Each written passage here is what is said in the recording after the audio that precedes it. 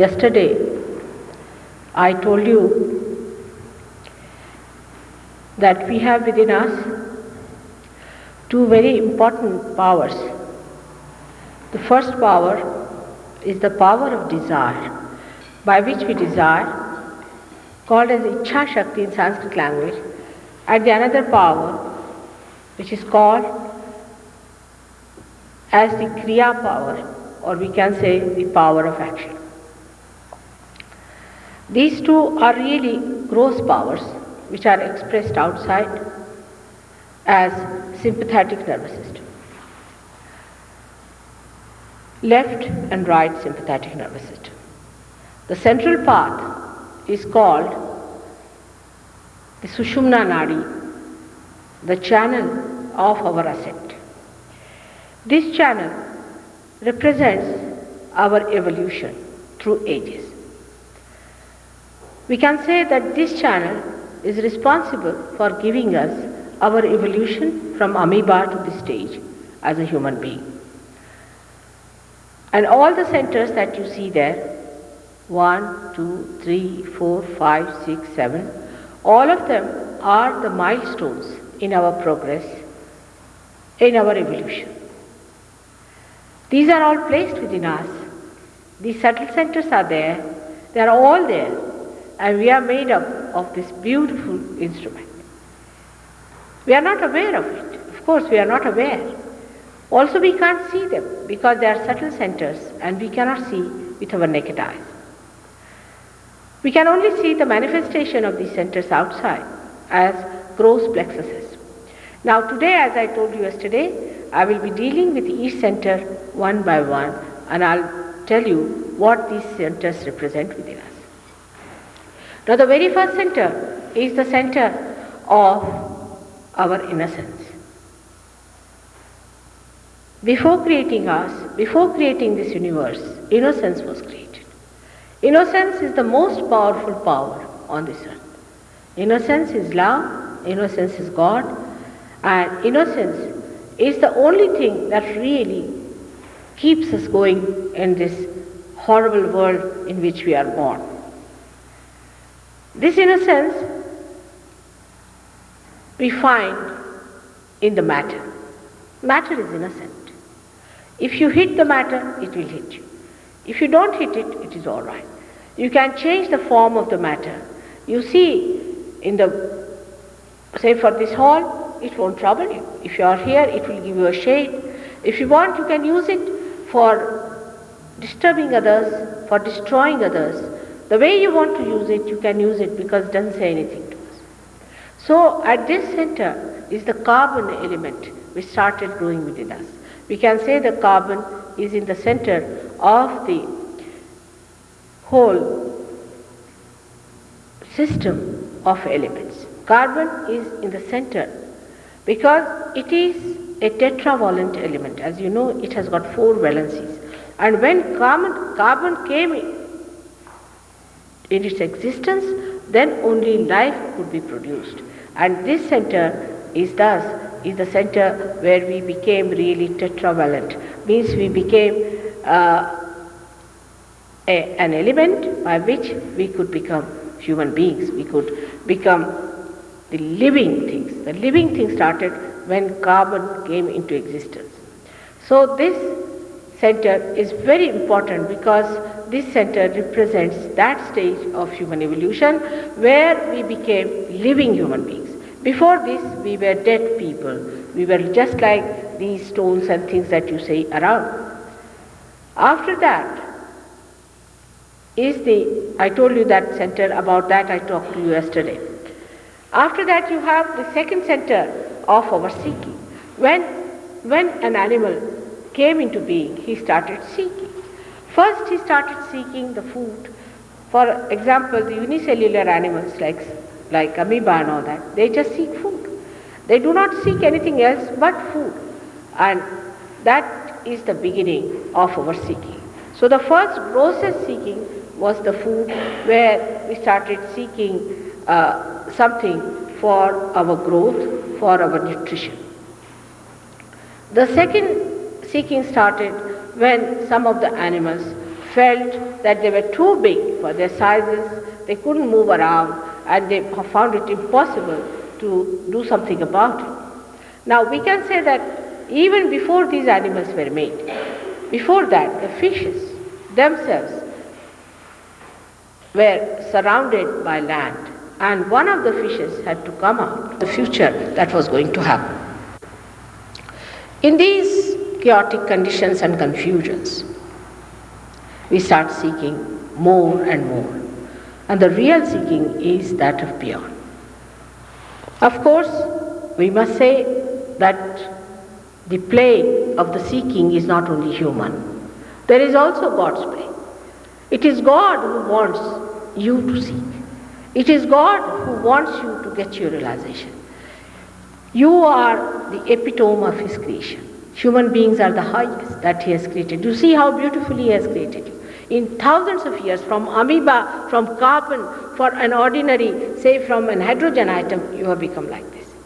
There must be some purpose, some reason why God has made you like this.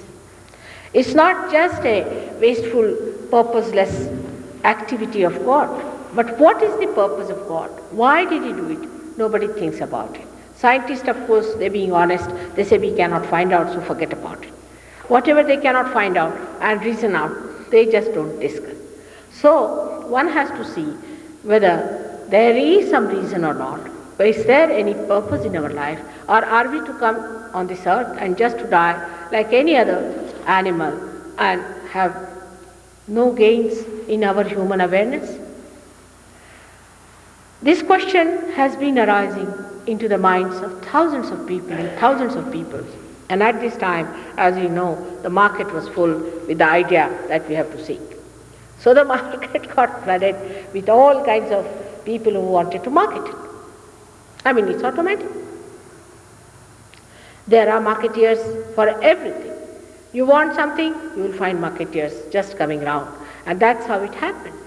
And they took advantage of the simplicity and of the, I would say, the naivety of people, and they misused them and misled them. They could not understand how God can be organized by these people, whether they were the contractors of God, or how could they talk of God. What was the sign and symptom of a person who comes to you and says that I am God and you should receive this thing from me? What we believe in was the superficial appearances. Like a person has, say, 58 Rolls Royce, he must be a great man. Not a saint. The saint doesn't have any Rolls Royces. We could not see that. See, for us, it was very much great that he lives in a big mansion. Not the saint. The saint doesn't want mansions. He can live on the street. For him, it does not matter whether it's a mansion or a street, makes no difference to him. And this is the simple thing that they did not know about a saint. And they got impressed by all these things, by the medias and the way they put up the show and the circus that they carried. This is the saddest part of the whole story, and that's how our seeking was misled. Today I would like to say about this chakra especially, that is the what we call the Nabhi chakra, is the central path of our evolution, where you start your seeking and you cross over to other side. Now surrounding this you will find there is the ocean of illusion. And this ocean of illusion was covered by a deity, by a special powerful personality whom we call as the Dattatreya, is the primordial master. And he incarnated on this earth many a time. At the time of Christ, even before that, he incarnated as, say, Abraham, Moses, Socrates, Lao Tse. Later on, he incarnated as Muhammad Sahib. Then the same great principle incarnated as Nanaka. Then the same principle at the last incarnated as Sainath of Shirdi. So the same great principle of this primordial master has incarnated. Because without a master, how will you be taken away from this illusion? How you are going to be exposed to that reality which you do not feel? What has to happen to you is that you have to become more sensitive, more open, awakened, enlightened to feel that all-pervading power around you. Now these came again and again and told you that you must look after your dharma. Dharma doesn't mean any religion that is being established in the names of these people. Because human beings know how to make a pickle out of everyone. They are great experts. All of them in essence are one and the same.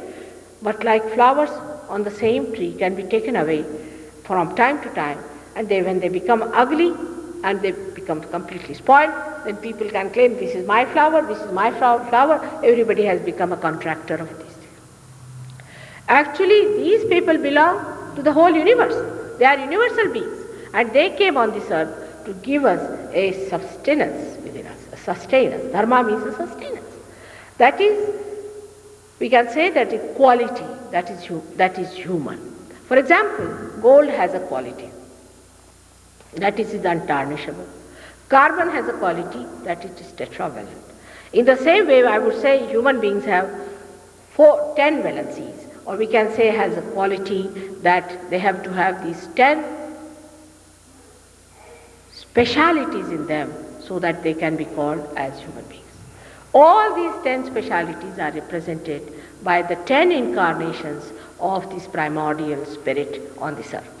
There are many others also spirits who came, who are, we can say, followers of these, or we can say the disciple incarnations of this great power which we call as the primordial master. And such a primordial master is needed, no doubt, but such a primordial master has to have certain qualities. If they are missing, how is he going to be our master? A guru means a person who has got that weight in him, weight of virtues, of qualities, of righteousness, of holiness. A person who is not righteous, who is a parasite, who leads a bad life, cannot be your guru. Not only that, but what is a guru's speciality is that he makes you meet God. He connects you to God. He doesn't connect you to all kinds of funny things that these gurus are doing nowadays. On this point, I have to tell you how the false people work it out and how the reality works out. Now, if you see, on the right-hand side of this lies the power of your Kriya Shakti as your action power. Now what they do is they tell you that you start doing some sort of a jumping, standing on your head, or they may say that take out your tongue. You see, there was a guru here, now he doesn't do that, he's dead. But what he did is in lifetime, he asked people to cut the tongue at the base and put the tongue back and do some sort of a trick called, I don't know what they called it, khechari. All these nonsensical things people started doing, to push your eyes down like that, or I don't know what else, and to stand on your head, stand on one leg, do all kinds of these tricks. You cannot go to God. This is not the way to be done. This is not the way you can get to God. It's sahaja, it's spontaneous. It's a process that is living. It cannot work out by these tricks that people tell you, do this, do that. This is not the way it is going to work out. Remember, it will only work out if there is a spontaneous happening of Kundalini awakening, which is the Holy Mother you have got. She is an auspicious mother, she is Holy Mother, she is not unholy, and you cannot use it for any unholy purpose. Now we have lost the meaning of the word holy. We have lost the meaning of the word, what you call the auspiciousness. We do not know what righteousness is. In these modern times, these words sound so hollow and so funny. But you'll be amazed that this exists within us, whether you like it or not. If we do not get the blessings of holiness, you cannot raise the Kundalini. Kundalini is a spontaneous thing. It's just like a seed that sprouts in the Mother Earth. In the same way, when the warmth of holiness and auspiciousness is faced by a person then only the Kundalini is going to rise. So any guru who comes and tells you that I give you a realization, you stand on your head, you tell him you better go on standing till you get your realization. Then there are many other things they tell you. They say that you will start flying. Now we have to understand all these nonsensical things. Why do we want to do? Why do we want to fly in the air? You are already flying a bit too much. I mean, just now I was coming in the sky, I saw so many aeroplanes that I thought a day may come when you will have to find some sort of a method of arranging the crossing of these aeroplanes and how the traffic has to be arranged even there. Now, all such ideas that we are going to fly, or somebody says that we become sort of a person who leaves the body and goes up and sees from there, or somebody who sees the colors, or he sees the aura. All these things seeing, you can do otherwise. It is not the seeing that is important. As I told you yesterday, saying that this is the truth. There are many who say this is the truth. You have to become the truth. In the second thing, you have to know today that by seeing something you do not become. If you see something, supposing we were coming by this road, we saw this church. But when we came in, we don't see it now. When you are away from it, when we crossed the mountain, we never saw it. When we are on it, we never saw it. When we were away from it, then we saw it. So seeing something is not receiving that, is not to be. To be means in your awareness, as he said, in your central nervous system, you must feel that you have become the spirit.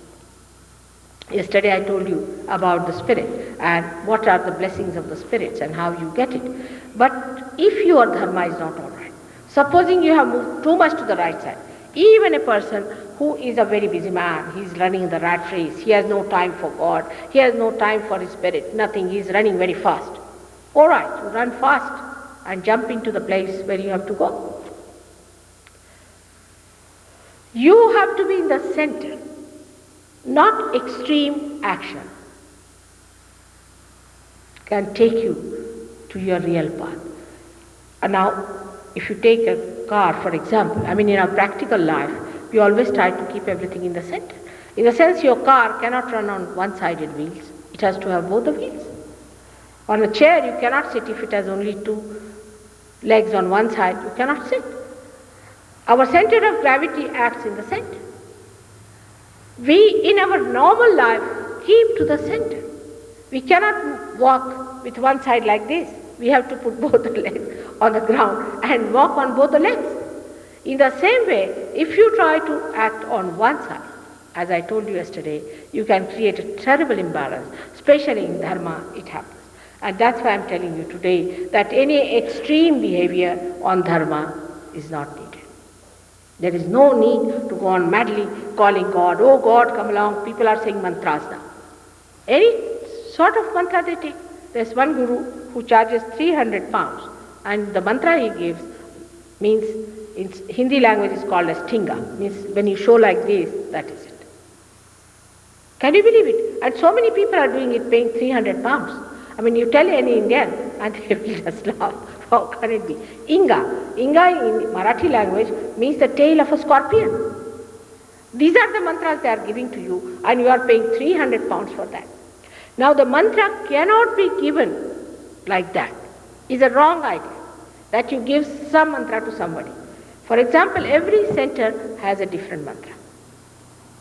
Every center has got a problem. When the Kundalini rises, you know.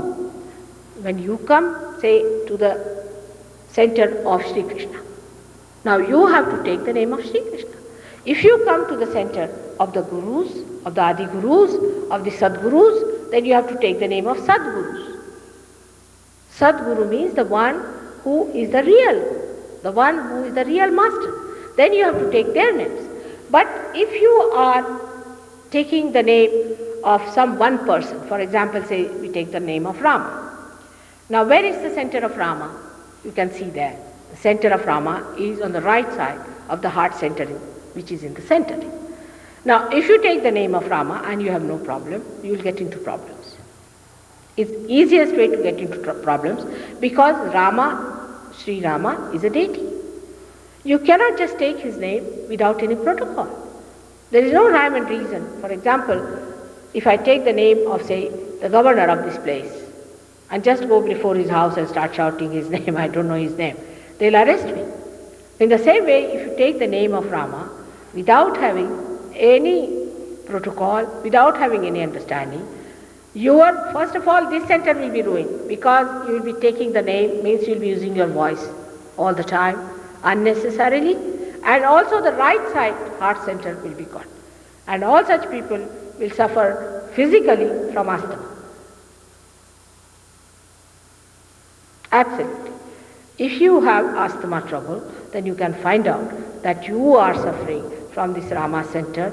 Maybe there's something wrong with your father, or maybe something wrong with your fatherhood, or maybe something that you are missing your father, or that your father has died, or something is wrong. Asthma can be cured, as I told you yesterday, only by taking Rama's name. But if you are asthma, then the name has to be taken by a realized soul, by a person who is empowered, who has the protocol, who can talk to Sri Rama in the sense who is connected. Any Dick, Tom and Harry cannot take his name. There's a protocol about it. Now in the same way, Guru's name also. We cannot take without protocol. We must have the protocol. Anybody who is all the time saying Guru, Guru, Guru, Guru is not paying full attention to it, neither is respecting. I have seen people, they go against the teachings of Guru. For example, now we can say that all the Gurus have taught one thing, that you have to look after your awareness. Awareness is in that area. Awareness is nourished by liver. They are very anxious that your liver should be all right. Whatever they have taught, they have tried to see that your liver should be all right. And all the Gurus have been against alcoholism. Any take a Moses, you take Abraham, you take Nanaka, you take Muhammad Sahib, all of them are more worried about the liver than for anything else. Somebody asked me, why didn't Christ decry wine? He did not support it either. But he had some other job to be done, so he didn't talk about it. But he never drank wine. I mean, the wine in those days didn't mean fermented wine as you have. I mean, the people never used to smoke also in those days. At the time of, say, Muhammad Sahib, there was no smoking. So he never prohibited any smoking, but he said no narcotics, nothing that goes against awareness should be taken. So they said, oh, then there's nothing wrong in smoking. Then he took his birth. The same principle took his birth at Guru Nanaka. And Guru Nanaka then said no smoking and no drinking. Why? Because they were worried about the awareness of a person. If your awareness is not all right, what's the use of giving you realization? You are already not aware of it. Now drugs, same thing. If you take to drugs or anything like that, you go down in your awareness. It's a fact, you know. You get some, maybe if you take some drugs, you may go to the right side and you might see colors and things. But that's hallucination. You go to the other side, you may feel, oh, you are dying and something, and you go into the subconscious and the collective subconscious. You may go on to the collective supraconscious on the right hand side. But to go up, you have to keep in the center, you have to be alert, and your awareness should be normal. To keep it normal, to keep it in balance, these people prescribe that you should not try to do anything that is too much, ati. Extremes should be avoided. But the result of that was just the opposite. All the fanatics were born out of these teachings. Imagine, all the fanatics were born out of these teachings, which were meant not to have any fanaticism. Actually, if somebody is a fanatic, he develops diseases of the stomach. Fanaticism gives you horrible diseases of the stomach. The other day we had a gentleman from Iran. He is a doctor there and he had cancer. He came to know about me, came to see me in London. And I told him that, do you believe that Muhammad Sahib is the only one who can save the world? He said yes. Then I think he should have saved it. No, but I think he's the only one who can save. He was the last one. I said maybe he might have thought that I'm the last, but he must have seen the way you are behaving. He must have taken his birth again. He could not keep it at that stage, perhaps. I said, can you believe that he came back as Guru Nanak? He said, I can't believe it. No, I can't believe it. I said, he was the same principle. I can't believe it. I said, then I can't help you. If you are a fanatic, I can't help you. It cannot be cured. Now he went home and he had terrible time, and his wife was wise enough. She said, now Islam has not helped you so far. You have been such a big Muslim, you have been doing namaz and all that, still your cancer cannot be cured. So why not listen to mother? If she says so, give up. So he came down to me. And he said, all right, I agree that it was Nanaka who came on this earth and all that. And you will be amazed, he's cured. He's cured of that. All these fundamentalists and fanatics, you see, we are aware of it. Now, Americans had a good look at them recently. Very recently, they had a nice shock from a man called Mr. Khomeini. You know him too well. But if you go and ask him, he'll say, oh, I'm just from God. I'm connected with God. And it is He who gave me these orders, and it is through His orders I worked out. Because they are so blind with the fanaticism that they don't want to see. And this kind of fanaticism, if it crawls into you, you will also not see. For example, even Christian fundamentalists are the same, or the Hindu fundamentalists are the same. I don't find anything different in them. If you want to ask, say, a Christian about a Jew, you will know about the Jews. But if you go to the Jews, they'll say Christians are the worst of all. And if you go to the Muslims, they'll say the Jews, they are the worst, they are the cursed people. All of them think they are the best, the chosen ones, and the rest of them are going to be doomed. I must tell you that all fanatics are going to be doomed, one and all. And I think in that domain of hell, they may agree with each other. But it may be too late for them to understand that God has not created as any fanatic. He has not. You are part and parcel of one being. Supposing this finger says I am all right, or this finger says I am all right, it is going to trouble the whole body. It's such a nonsense that it is better to cut it off than to keep it there. Malignancy that works in us is the same, that you are on your own. What's wrong? I am on my own. Any cell that becomes like that is really malignant because it has no relationship with the whole. It has no relationship with the coordination and the cooperation of the whole thing, how it is working out. It is on its own. What's wrong? The wrong is that you are getting out of circulation, and very soon you will land up in a place which is called as hell.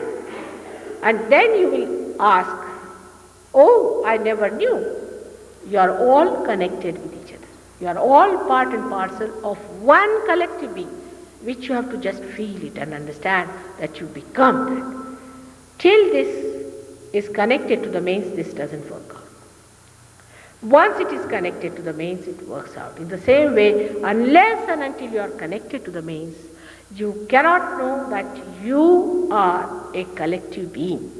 Before that, we form big organizations. We are all brothers and sisters, and just after a month of that formation of an organization, you find that people are cutting each other's throats.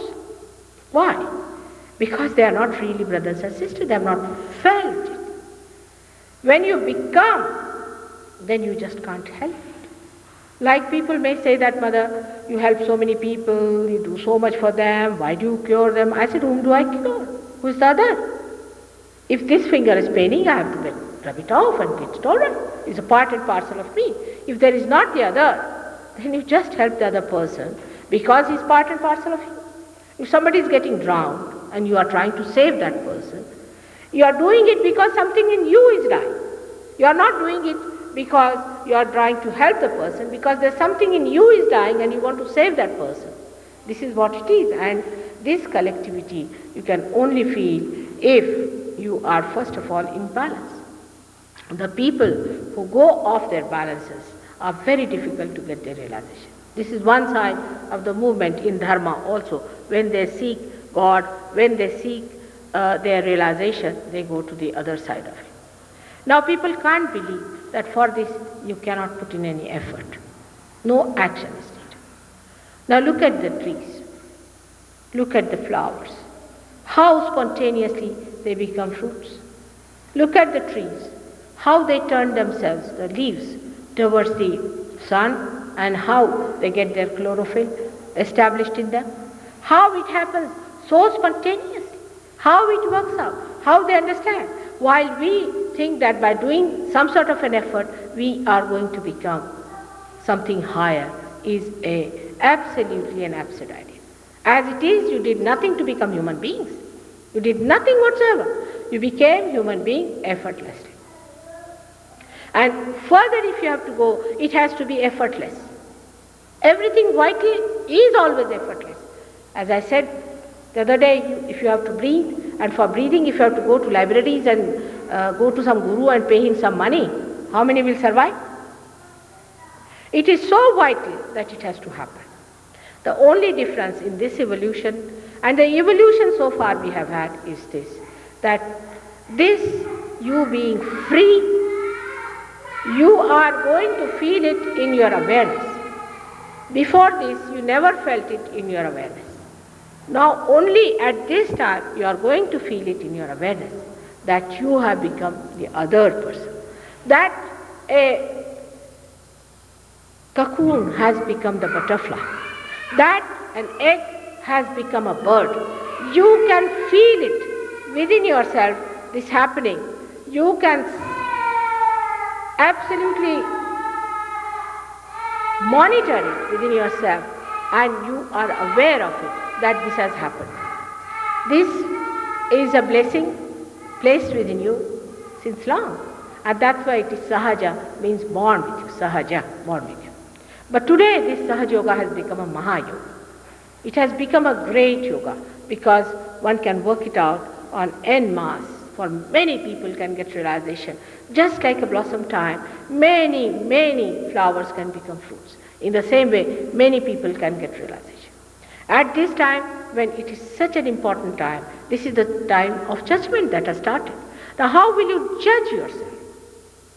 How will God judge you? Is He going to put you on the say, some sort of a weightlifting, or onto some sort of one of the human tricks that we play to judge a person's abilities?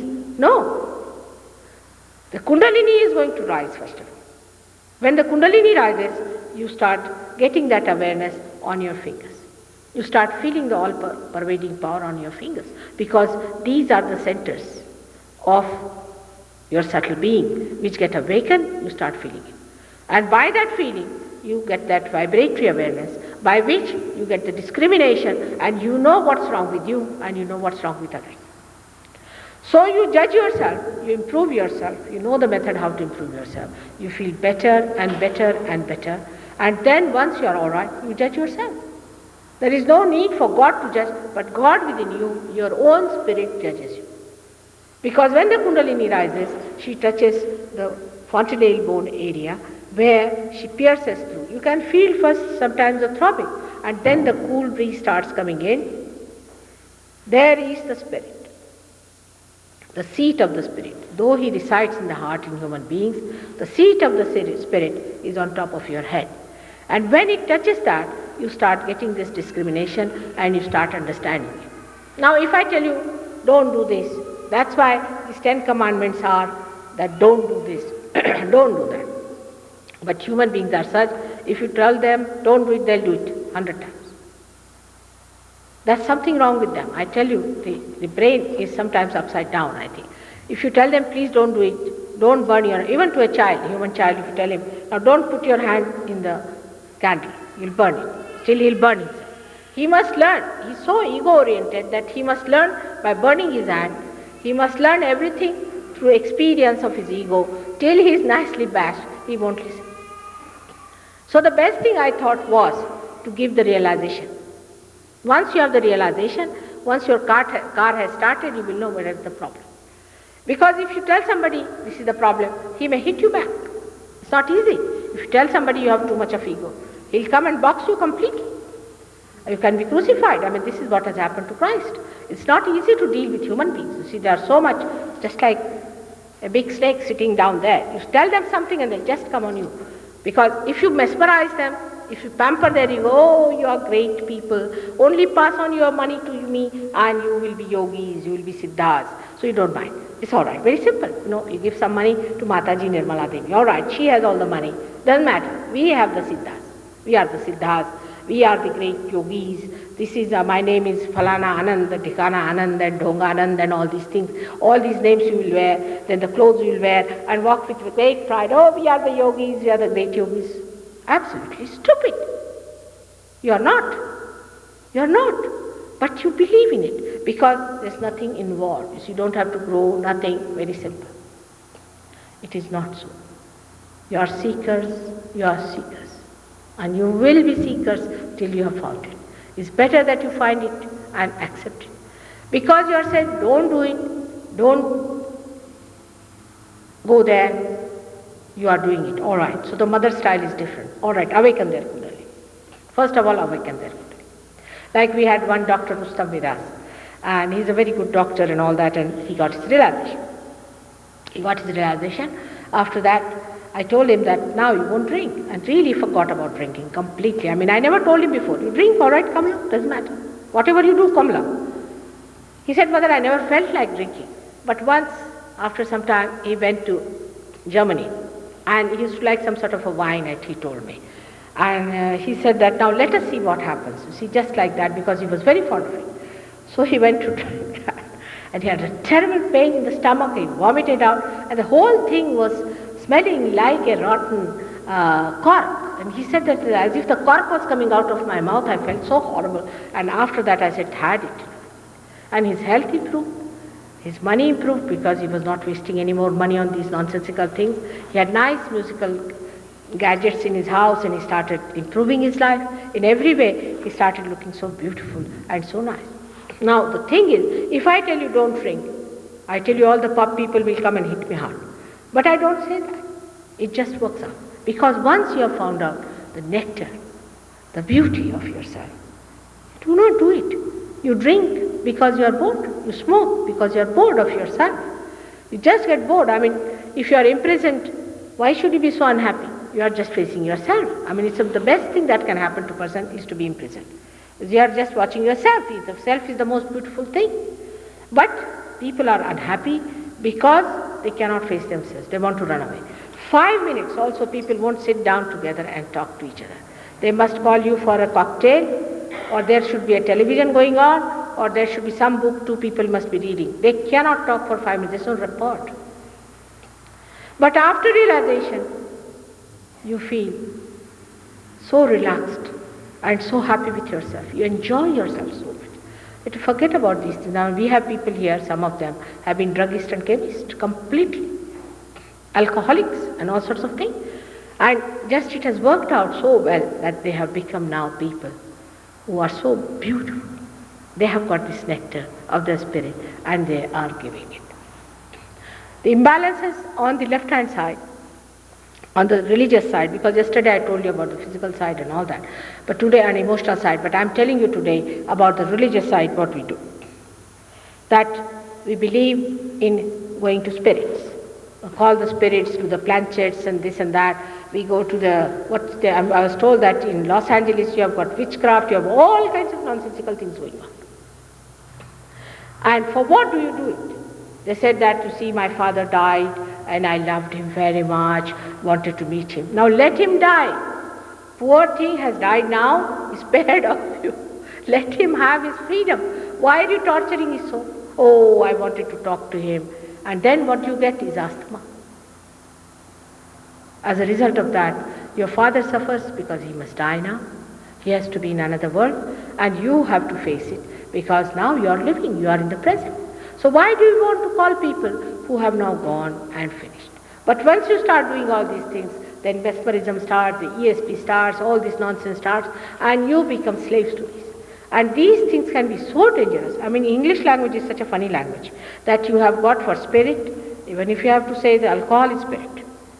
Even the spirit that is dead is a spirit, and your spirit that is in your heart, which is the Atma, is also spirit, and the Holy Ghost is also a spirit. So I don't know which spirit you are worshipping. I am talking of the spirit that is the Atma, the spirit within your heart. And we go to all kinds of these spirits, morning till evening, going towards the left side. Now you'll be amazed. the result of this physically, leave alone other things. Multiple sclerosis is one of them. Recently I cured a patient of multiple sclerosis. He has been to one of the gurus who is very popular in this country. He has got multiple sclerosis now. Another thing that you get is blood cancer. Thirdly, most of the cancers come from that side. And all these things can happen to you if you indulge into the left side. Now it has been proved by doctors also that there are some sort of proteins which attack us from the area which is unknown, which is built within us since our creations, means our left side, the collective consciousness. It has been accepted, but of course they call it unknown because they are not seers. They are not the people who have reached that stage to see that these spirits are coming from the left side. I mean, I actually see them going to a person and attacking them and getting out of them. And they are there within us. And any time they can erupt and trigger a thing like cancer. On the physical level, I'm telling you. Then you can develop epilepsy, you can develop schizophrenia, you can develop all kinds of these mental problems, lunacy, all these problems come to you from the left side. From the right side movement, you can become extremely arrogant, you can become absolutely useless for any talking or discussion or anything. You lack all the sense of proportion and you can become even Hitler. Hitler is one of the symbols of this development of right side. So those who push you into your egos and pamper you too much, be careful about them. Be very careful because they are pushing you to the right in your dharma also, in your ascent, in your seeking, and the ones which are giving you on the left hand side are also doing the same. Now the simple thing is the people who are money minded themselves have a problem. Always. Money minded people are really like stuck up. I don't know what to call them. They are absolutely stuck up people. Because money mindedness comes to us because we value money than anything else. Money is not the source of joy by any chance. Even those who have lots of money, if you go and see them, they are the most miserable people. On the contrary, a man who has got so much money, who has no problems, is happier. For example, supposing I own this machine. Take a simple example of possession of this machine. Now what happens to me? I'm worried about it, about cleansing it, it's insurance, I don't know what other income tax, all these things come with it. If I don't own it, it is owned by, say, Mr. Hugo, is a headache gone. To possess something means a headache. To possess money, today only I wanted to have some money cashed. It was such an experience of such a developed country like yours, and Los Angeles, I was amazed. We couldn't get money anywhere. They said that our money is, not much. It was only how much? $2,000. Only $2,000 I had to pay cash money to people and all that. I couldn't get the money cash because they said, we don't have so much money. You go to the main bank. We went to the main bank. Actually, as if they went to the mint. From 9:30 till about 1 o'clock, we couldn't get the money. Can you imagine? They made me sign this, sign that, sign this. I said, what's happening?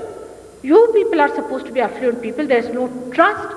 There's everybody standing with a pistol somewhere, or what is happening? I don't understand. When you have so much money, how could you have so much fear? But in India, no problem. No problem. I was in India in a place called Nilambar. These people were there, Warren and all this. So I told them, I'm not going. You take my passport and give them this thing that I have signed it. Not only that they sent money, but they heard I was here. They all came from the back to take my darshan and to get their realization. You see, people trust in poor countries. They just trust. Here you come, you have to have visa, this thing. In India, if you come, nobody will bother. I mean, you have to trust. If riches means mistrust, in London, people won't open their houses. Even a rat doesn't enter their house, I tell you. They will, morning till evening, the husband poor thing, the wives do not, but the husband's poor things are cleaning. I see them cleaning all the knobs, everything, cleaning the garden, all the things. And not even a rat enters their house. You see, they open this much of chink, I don't know. And I have not seen anybody enter their house. Only the husband and wife come, all frightened, looking at each other, holding their purses like this. It's most surprising. You are people belonging to a free country where from where did you get these people around? I mean, in India, there's no question. We walk with all our ornaments, everything. Nobody does that to us.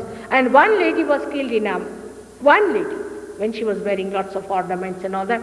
Early in the morning she was going by a train all alone in a first class. She was going for a wedding and some man killed her and took all the ornaments. I mean, it was too much of a temptation.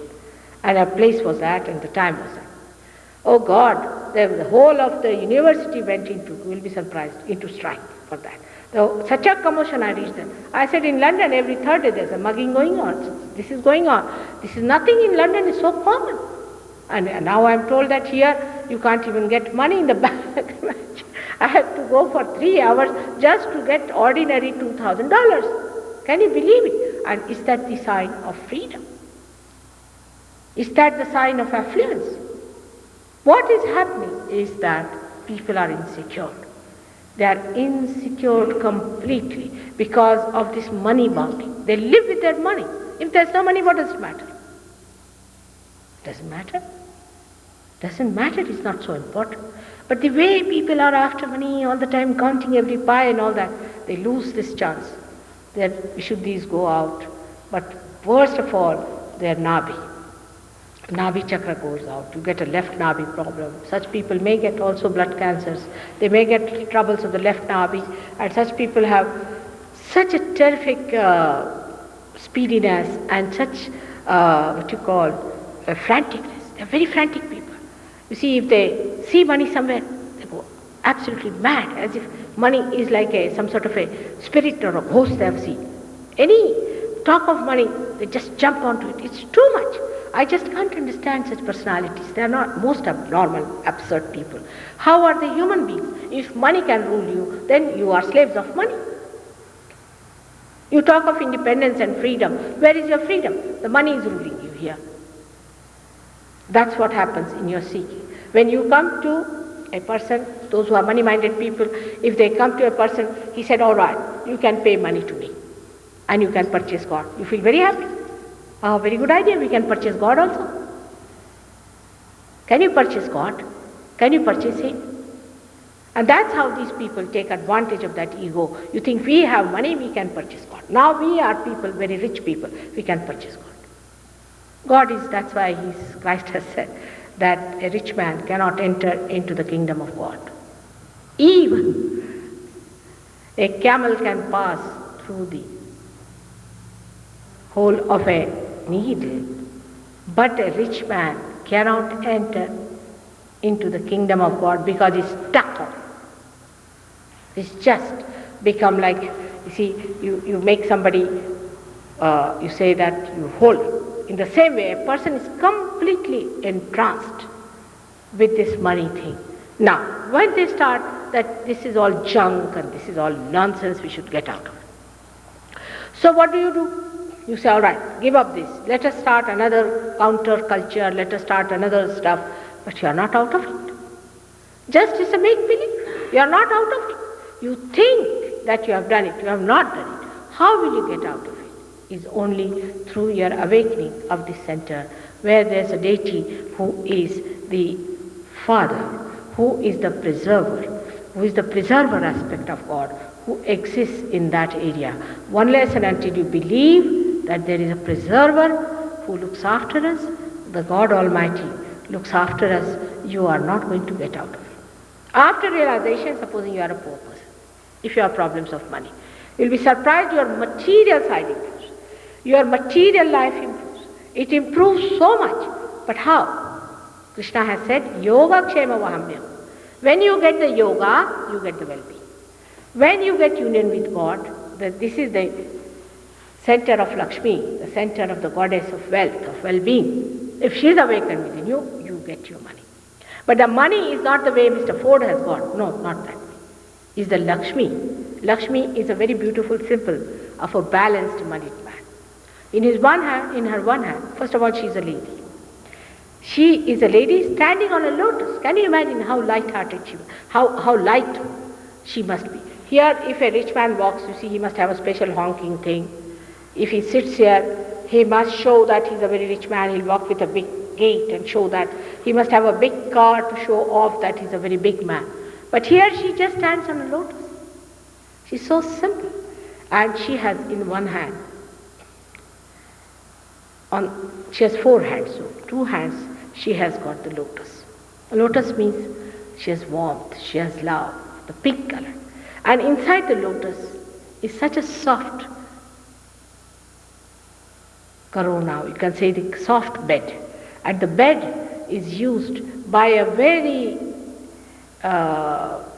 thorny insect whom we call as a, I don't know, you call it a bee or something. It's a very thorny, or gnat, I think it's a black thing, is used for sleeping.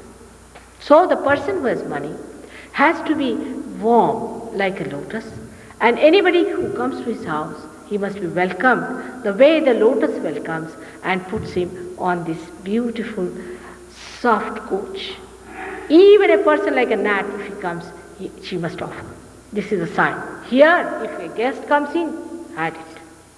I mean, the guest, as soon as he sees the face of a person where he enters, he runs away. He just can't bear, because to them it means expense. Any guest coming in means expense. But the amount of joy one can get in giving something to another is not there. So generosity is the only way to overcome your greed for money. If you earn money, you better give. If you earn 2, give 3. If you buy something, buy it for giving. If you start doing like that, you will get over this money-mindedness, which is such a mire into which so many people have embedded. Actually, poor are better. If you go to poor man's house, he'll offer you a lot of milk. He'll be happy you have come to that house. Whatever things he has, he'll offer you. But if you go to rich man's house, he'll be really frightened that one guest has come in his house. When he can afford to look after thousands, he cannot bear it. So generosity is the only solution for people who are money-minded. On the contrary, your generosity will flow to people who do not deserve it, like these horrible gurus. You see they have got keeps, you see they have got big cars, you see they have built big mansions, they are parasites, and you'll go on flowing money onto them. Because there your ego is there. There's a competition now. We have cults in India where they have competitions. They take out the God's photograph outside. All right, the one who is going to give 500 pounds, say example, sits on the horse. The one who gives 1,000 pounds will sit on the elephant. Like that, you see, they go on with the God. And that's how they go on paying. And in that community, I've seen they also auction it. Now, the one on the horse, how much? 500. It's like that. They are selling God. And they are doing it. And it's a very regular thing. You have to go, and we call it calling for that.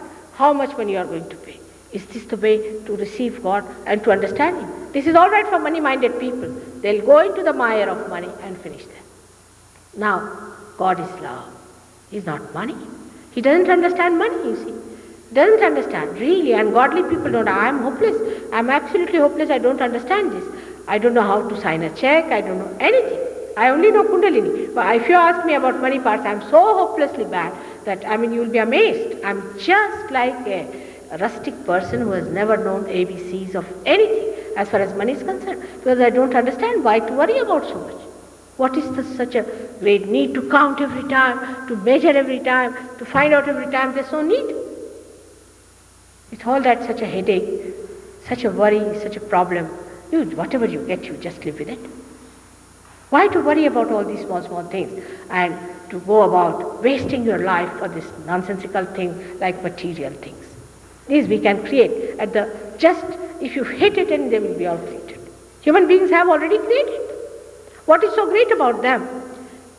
Now you have to take to the living force, the living power within you, by which you create living worlds.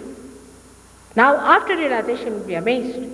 If you give vibration, say, to the wheat or to any such thing, to flowers, you get such big flowers. You get a new, we have tried this in an agricultural university, and they have found out that when you give vibrations to the wheat, they have found that it can increase 5 times more in its growth.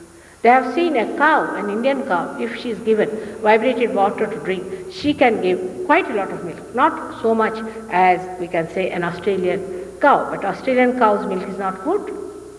It's not a good thing. It's too much on the right hand side. But she will give so much, is much more than what she normally gives. So you do not become too much. You become a Lakshmipati, means you get so much money that you can receive people, you can invite them, you are cozy, and you give a house which is beautiful. Now she has another hand which is just giving. If you earn, you must give. Otherwise the whole thing stagnates. I have known people who have gathered newspapers since 50 years. They have got tubes of their toothpaste gathered since they have been born. All sorts of things we gather here, thinking that, you see, all kinds of mad people who go on collecting things, and you have to actually get the municipal people to take it away after paying them big money to clear out this nonsense of the garbage these people have created in the house. So this is how you should allow things to flow from your house. Let it go. Give it, and give it. When you give, then new things come. I mean, only I have lived with giving in my own lifetime, I will be amazed. I go on giving and giving and giving, but still my house and my everything is so filled, I don't know what to do. Every time I get a chance, I give. Every time I find a chance, I give, so that I do not hurt anybody, and I give them. But I find the whole house is filling up. You give somebody one flower, they'll send 10 flowers. What to do? I can't understand. The people who preserve, you see, decays and they become so old, sitting down, counting everything. While I have seen, this is the most healthy way of living in this world. Just give, just give. Do not worry. Anybody asks anything, likes it or not, have it. It's such a good thing, such a great thing, such a joy. Suddenly you meet somebody. The other day I met a lady in a party. She said, do you remember you gave me this? I said, which one? She said, this is the one I'm wearing. Pearl. I had come to your house when I was married. You gave me this pearl necklace. I said, really? I don't remember. Oh, I wore it today just to show you. How? I mean, I felt so happy. Just what a little thing like a pearl necklace I had given her. But what a thing to remember all her life. She met me after 20 years. That time she was pregnant and today she had a son. I was so amazed to see this beautiful thing happening. Just she wore it all the time. She had it with her, and she wore it the day she was to meet me. She knew I was coming to the party. What a great feeling. I mean, you cannot purchase it. With thousands of these pearl necklaces can be thrown on this little beautiful event in my life, that I felt this lady, how she had cared for a little thing like that. All these things are for expressing your love. These are for expressing your love, and if you understand the value of love, you can get rid of it. Now the another hand of the goddess is like this. This means a person who has money must give ashraya. Ashraya means he must give a protection to people. He must have some people who are in their protection. Like in India, people say that you have a servant system, this thing, that thing. But of course, I mean, I do not say that in India servants are treated. I mean, my servant has a better bedroom than I have. I must tell you. He has a better bedroom than I have, because my husband has one bedroom, and naturally I have a small one because I share his bedroom, and he has a bigger one. And he lives better than me in many ways. But he is a person who can do all this work. Now I have to do Kundalini work. If I start sweeping, swabbing in the house, if my husband has to sweep, swab, who is going to look after his office? Here the thing is, even the president must go and sweep and swab, otherwise he's not all right. I don't understand. You see, if you have people who are dependent on you, I mean, your children should work for you. In the same way, if there are servants, if they work for you, what is wrong with it? In England, I have seen old people die. There's nobody to look after them. 1 month they are lying in the rooms. There's nobody to pick their bodies because they cannot have somebody to help them. And the young people are sitting outside and taking ganja. I mean, it's a shameful thing it is. Their own children might be taking ganja somewhere and the father is dying there. Why can't these people go and work and help their parents and look after them? If they are old, they are supposed to clean, sweep, swab. Even the 80-year-old people must drive their cars. They must take them to the thing. It's not good. You are not just to them. So you must have people in Ashraya. If you have money, you should have people who should do some work for you. For example, now, everybody wants to do every work by themselves. For example, now, we can say our stitching of, say, a blouse. Now, we have a tailor. We have had him for about 20, 30 years since my daughters were married. He's tailoring my blouses. All right. Now, he, poor man, how much does he take? At the most, say about $2 or $1 for this thing. Let him have it. He can only do that much work. Let him do that work. He's an expert in it. Now I have no time to do mine. So you will say, no, why should you waste your time on that? Why should you waste your money on that? But I can't stitch the way he does it. Let him do it. What's wrong? Here we have killed all our art, all our aesthetics by doing everything yourself. You cannot do everything yourself.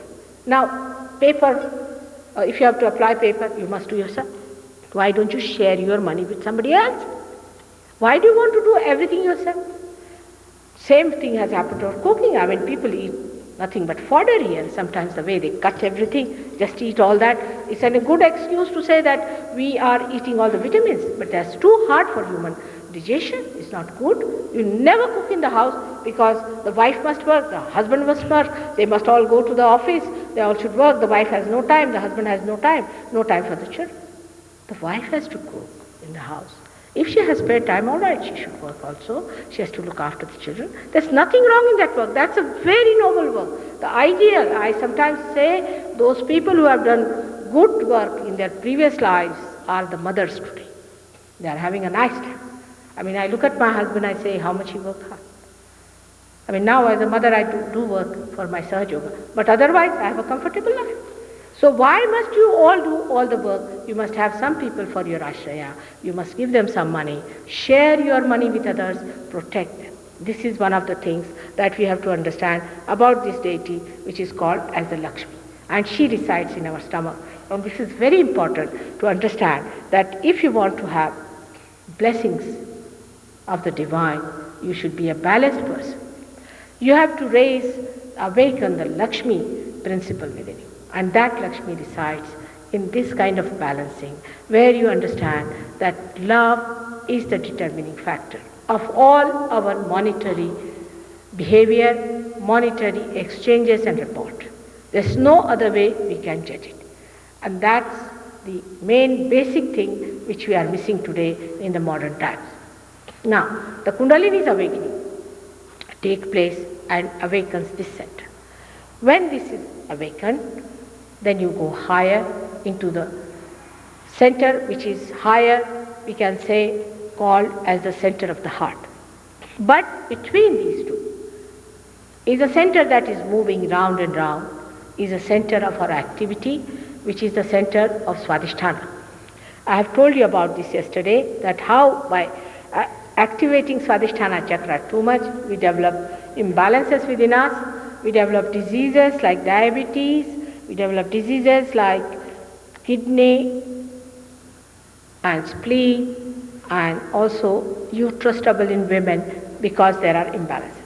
After this center, which is the center of our activity, when we have gone beyond the center, then we go to this center, which is called is the center of heart. This is a very important center in human beings, is governed by the deity of Jagadamba, meaning the mother of the universe.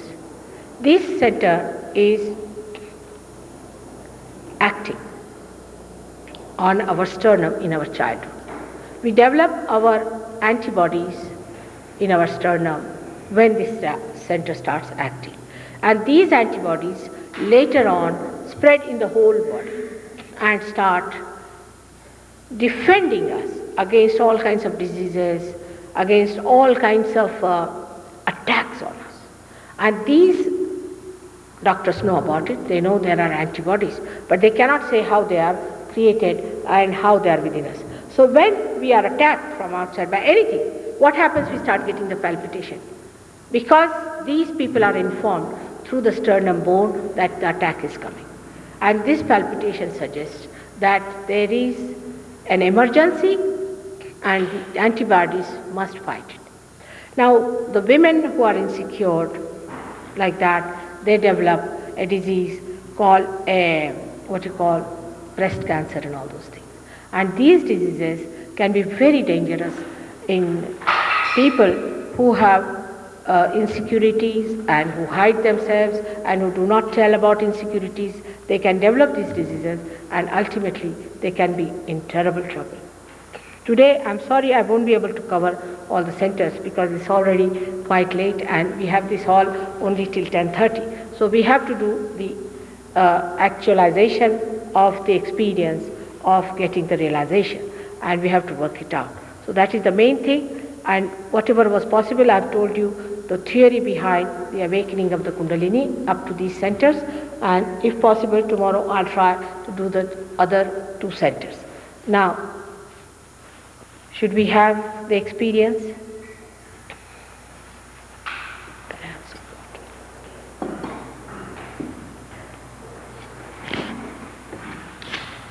I think it would be better if everyone moves forward. It will be better for us to work it out.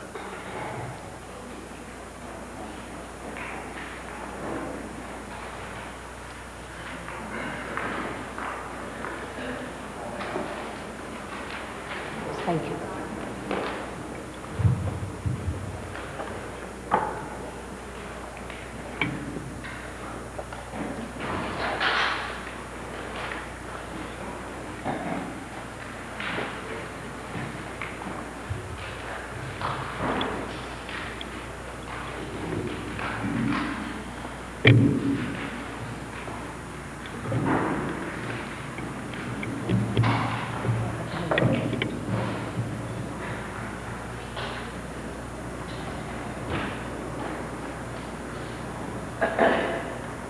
Just put your both the hands towards me.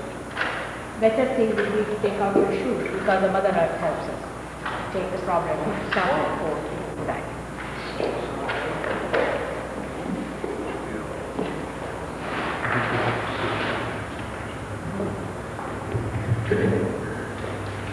I have to request you that you might get to a realization today, but the Kundalini is just made out of many things. And one of the threads comes up to open your third at this point. And then the ray starts going down. But that's not the end of it. You have to make more space for greater threads to go in, to establish yourself inside. Now to do that, you have to come to a center where this collective happening can take place. Of course, tomorrow we are going to have this program again. But after that, I'm going away, and he has agreed to stay here. And he is going to work it out for about 8 days.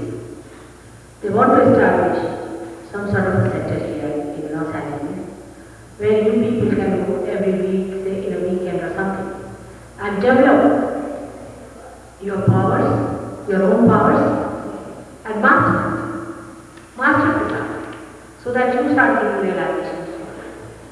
You all can do it. In the beginning is rather difficult. In the beginning it happens that, like any light which you enlighten, in the beginning it is rather difficult. You have to look out. Any seed that is sprouted, the seedling is a sensitive, delicate thing. You have to look out. But then once it grows, you become like a tree, and you can give realization to many. Now we have people here, like he is himself has been with me only for 18 months. And imagine how many people he has given realization to. He can't count. In Australia, each person who is here can do that in your area. There is no need to get any sanction or anything. You can start. It's very simple. As long as you are settled out, you can start out in your own house, anywhere. You can advertise and start out as such university. So one has to first of all grow and settle it. So it's not only today that you get it in the last word. You may lose it tomorrow, traveling. But once it is established in the world, it is always there, always there. Now, when I have your hands just like this, straight towards me.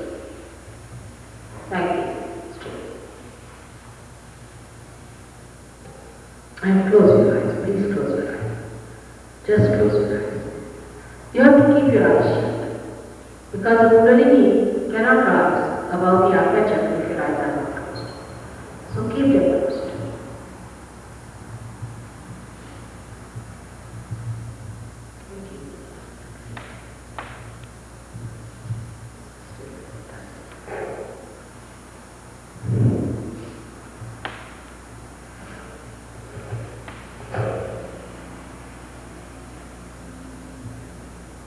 answer is there.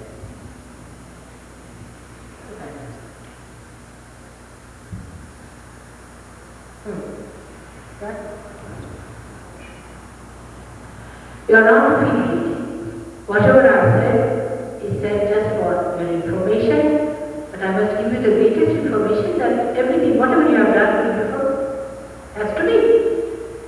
So you just don't think, I am guilty of this and this. Now please say that Mother, I am not guilty. Right. Can you say it loudly all of you? Again. Again.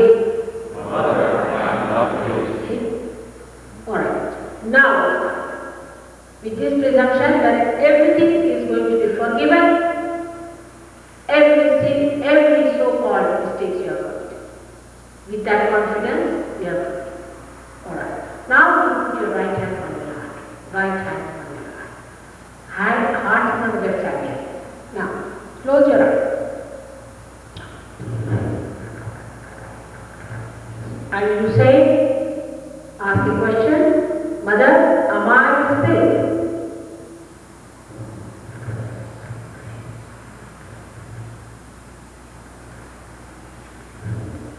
Say it twice in your heart. Mother, am I the spirit?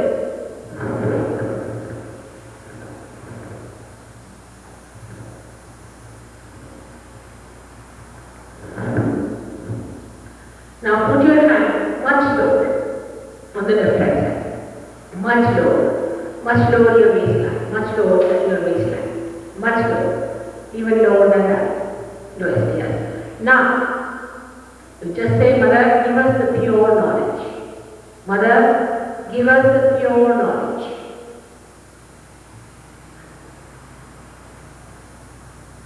Say it 3 times, please. Please give us the pure knowledge. Keep your eyes shut. Just keep your eyes shut and ask her. It's your demand.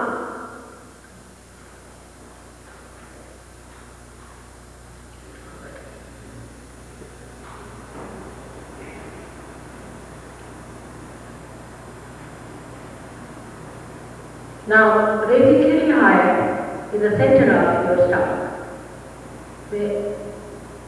I say, Mother, am I my own guru? Say it twice.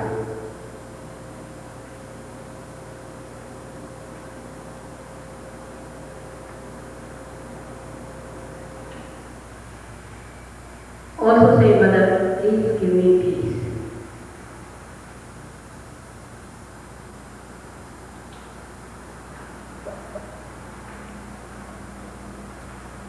Say it twice. Mother, please give me peace. To bring down your franticness, your speediness. Just say, Mother, give me peace and poise.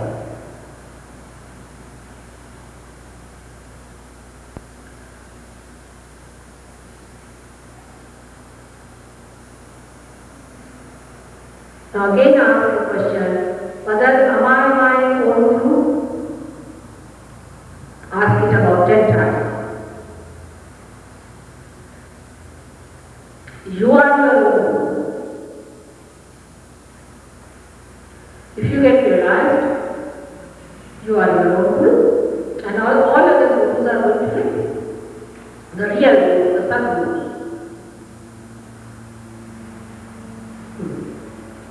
Now put your right hand towards me and say, Mother, make me my own guru. Please make me my own guru.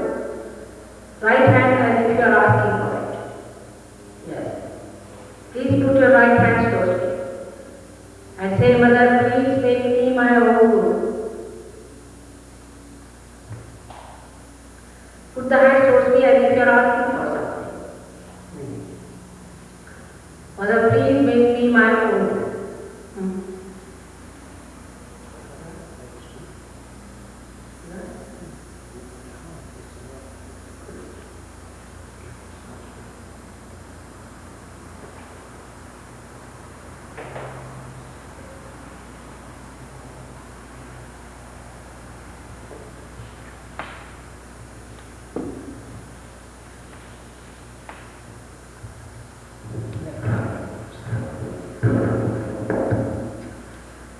Now just again put your right hand on your heart, please. And say, Mother, please forgive me. Without feeling guilty again.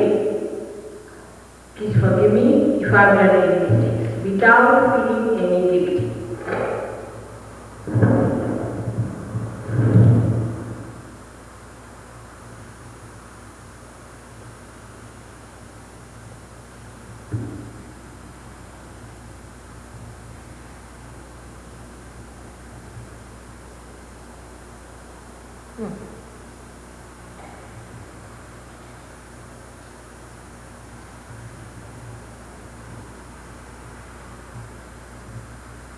Just one thing. Please forgive me if I have done any mistakes.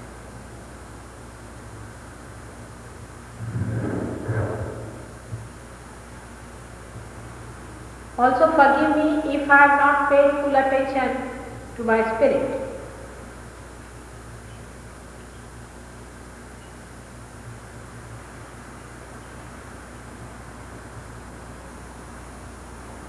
Without feeling guilty.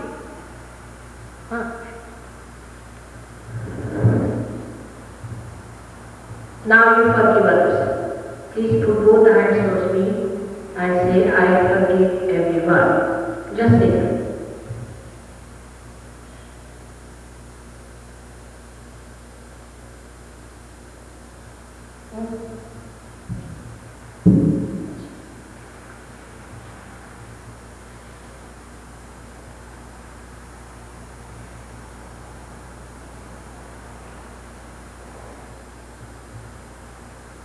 Really forgive everyone. Just say, I forgive everyone. Please forgive everyone.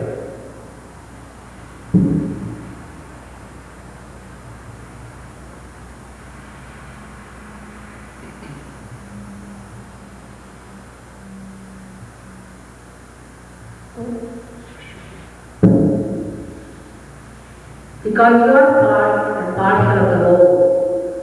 You can ask the question, whether am I the part and parcel of the whole? Am I the part and parcel of the whole? Ask the question. Ask sincerely. Whether am I the part and parcel of the whole?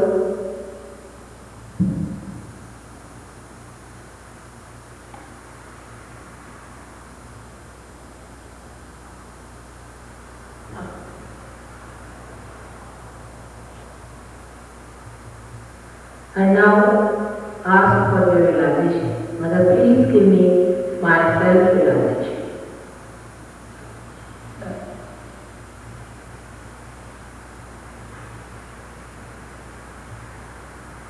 Ask, it's your own right. In your own right you are asking, but I cannot force her. It's your freedom. It's your freedom I expect. Just say, Mother, give me my own realization.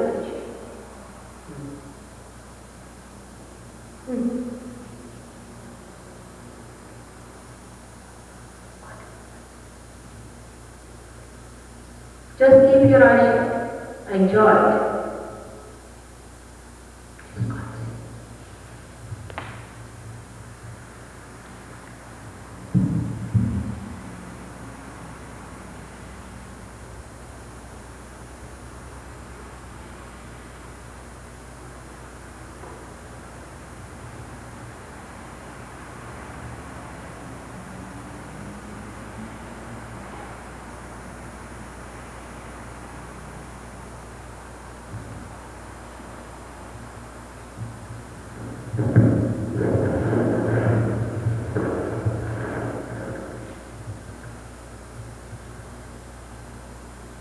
There was very powerful.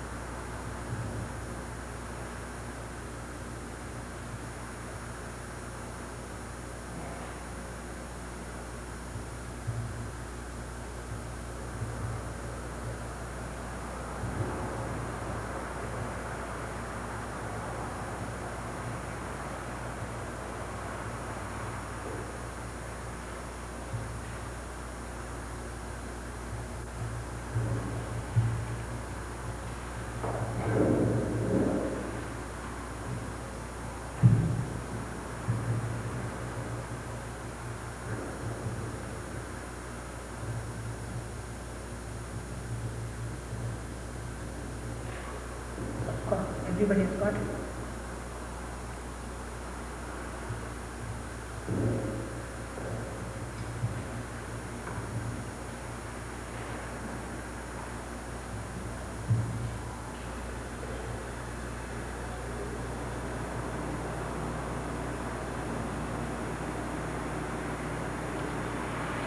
Now you can put your right hand on your head and see your what the cool breeze coming up. All of it. Everybody is getting it. Little higher. Moving higher than the head. See? Oh yeah, so move it and see there's a cool breeze coming up.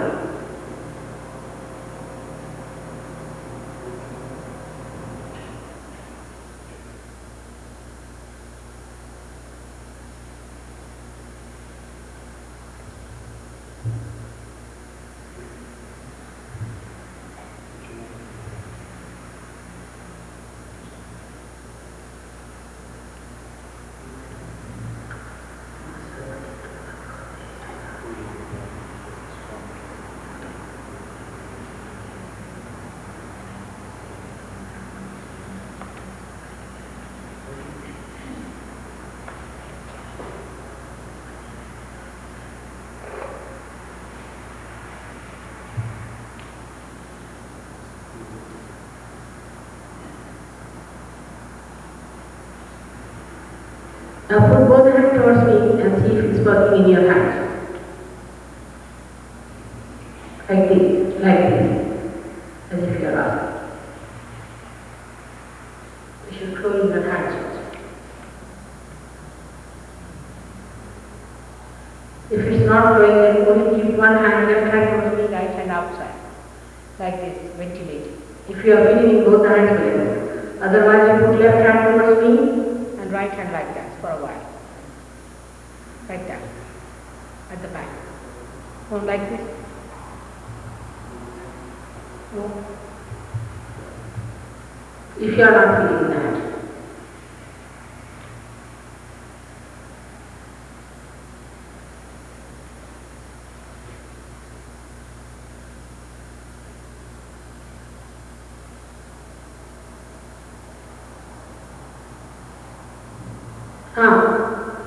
Right?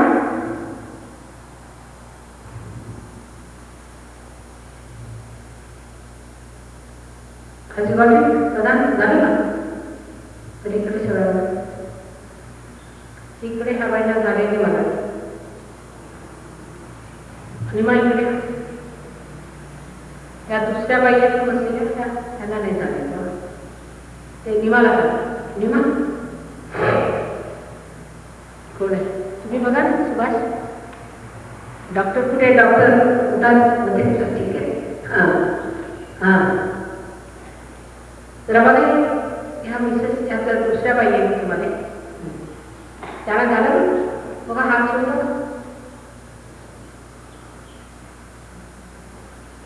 हिमा इथे बघ काय म्हटल्या family get पण सी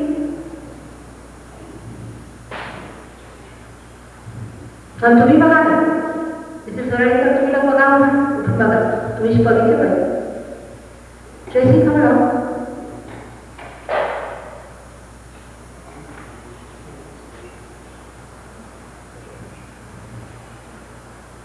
चालेल सगळे झाले एक ह्या कॅन्सर मला डोळे काय सांगा कमीला हात कुठून डोळं आहे झाले त्याची शेजारी बघा ते झाले करून left to the right, left to the right.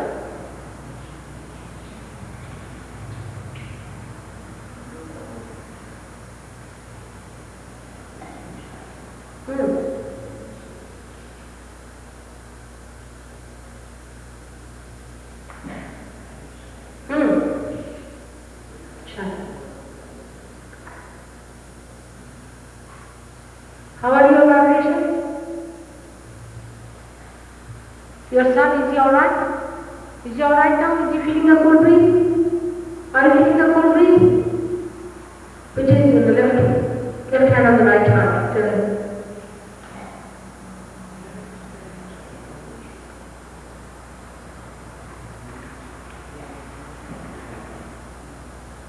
Have you felt it full breathe, this gentleman?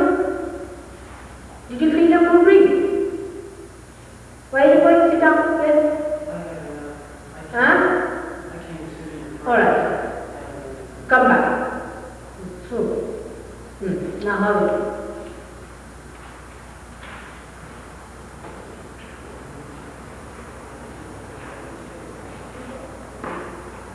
Alright? Nine? Shifting left to the right.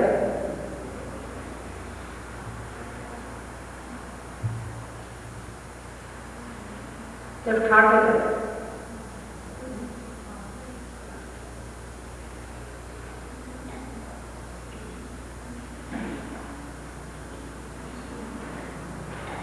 Let him ask the question, are you doing Nanakasana further? Are you doing Nanakasana?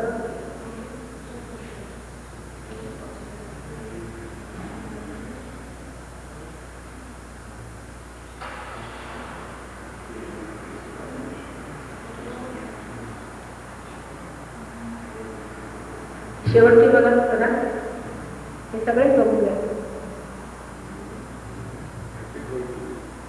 Don't see other people. You see yourself and watch me. Don't see other people because you catch. Huh?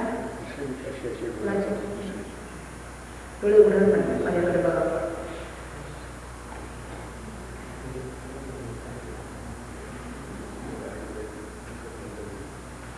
Just come.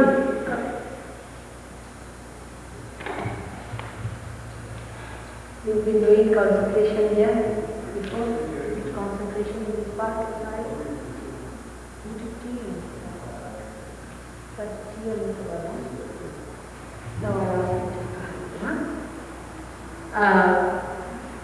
TM.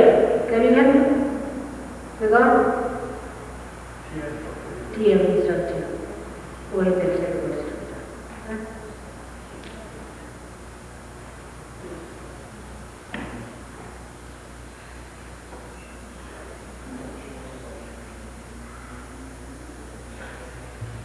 Keep your eyes open.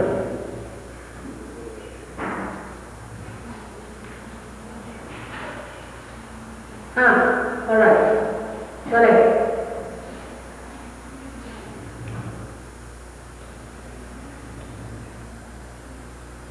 It's alright, it's better now.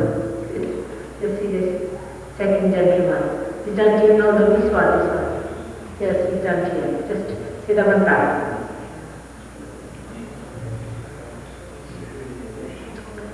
Sarvamatra Siddhi and Narakasura.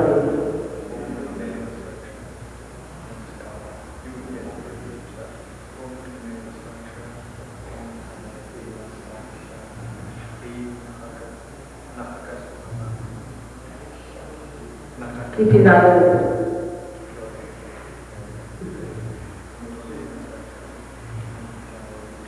Right hand on the heart.